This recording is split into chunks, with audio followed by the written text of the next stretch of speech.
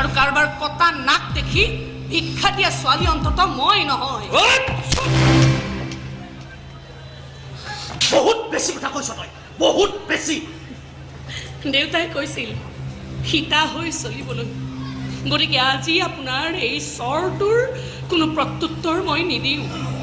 কমচে কম এটা দিনৰ কাৰণে হ'লেও দেউতাৰ নীতি শিক্ষা মই মানি চলিম, কিন্তু আজিৰ পাছত আৰু মই সীতা হৈ নচলো। টকা নাপালে তই কিন্তু মোৰ হাতত আৰু মাৰ খাব লাগিব। তেতিয়া কি কৰিবি?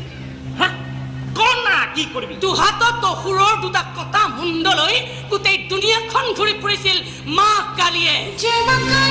ময়ো তেনেকুৱাই কিবা এটা কৰিম চাগে। মুণ্ডটোক বচাই ৰাখিব।